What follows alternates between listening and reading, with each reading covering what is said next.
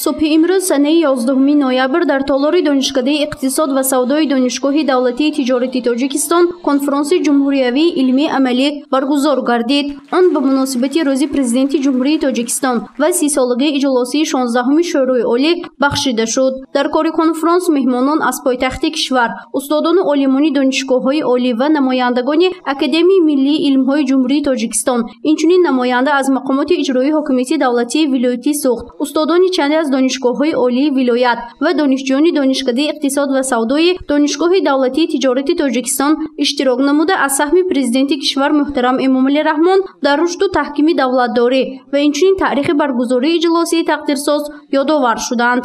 اجلاسی 16 شورای عالی جمهوری تاجیکستان همچون انجمن تقدیرساز و نجات بخش، رویداد سرنوشت‌ساز ملت، مکتب بزرگ شجاعت و مردانگی، درس ناتکرار دولت و دولتداری، مرحله عبرت آموزی رسیدن به صلح و وحدت ملی، معرف کننده خرد ازلی ملت تاجیک به حساب می رود.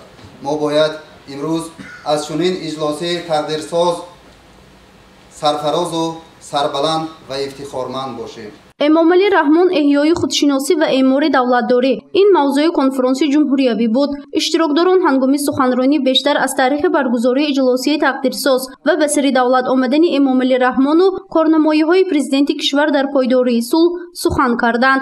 نماینده از مقامات اجرایی حکومتی دولتی ولایت سوخت تاجبای سلطانی ضمن برآمدش مهمانان و اشتراکچیان کنفرانس جمهوریوی را به مناسبت 30 سالگی اجلاسی 16 شورای عالی جمهوری تاجیکستان از نام رئیس ولایت سوخت رجبای احمدزاده تبریک نمود و تاکید کرد که در آستانه جشنگیری این عید تاریخی کشور تشکیل چنین کنفرانس و ملاقات‌ها با دانشجویان رمزی بوده. گذراندن چاره‌بینی‌ها به این مناسبت در سطح ولایت نیز با مرام ادامه دارد.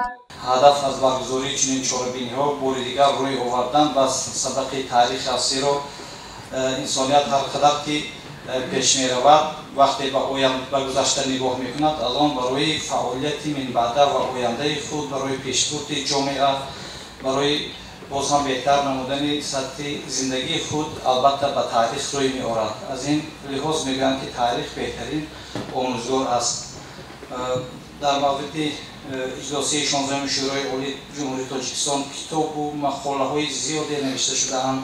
چندین کتاب‌های بسیار با نفوذ و ارزشمند از جانب اشتراکداران بواسطه همین اجلاسی تقدیرساز تالیف گردیدند. اثرهای بدیعی، شعرها، مقاله‌ها زیاد به نشر رسیده باشند. هم امروز مثلا فاصله زمانی که ما را از این رویداد بسیار مهم تاریخی 30 سال دورتر برده است، امروز هم احساس می‌کنیم که تا کدام درجه عظمت، ارزش و اهمیت این رویداد تاریخی بزرگ می باشد.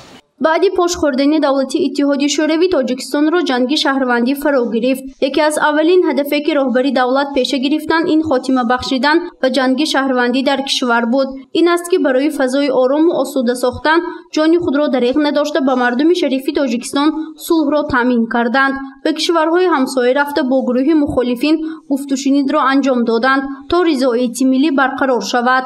محض با شرافت سیاستمداری ورزیده اساسگذار صلح و وحدت ملی پیشوای ملت جناب عالی پرزیدنت جمهوری تاجیکستان محترم امامعلی رحمان امروز جمهوری تاجیکستان را در عرصه بین المللی میشناسند. همچون دولت صاحب اختیار، دموکراتی، حقوق بنیاد و دنیوی اعتراف می نمایند. زیرا تاجیکان امروز توانستند با دستگیری پیشوای خود تاجیکستان را همچون دولت صاحب استقلال در عرصه جهانی معرفی کنند. گزارش فرزانه شمسی و نعیم جان ایوباف برای برنامه اطلاعاتی خبر.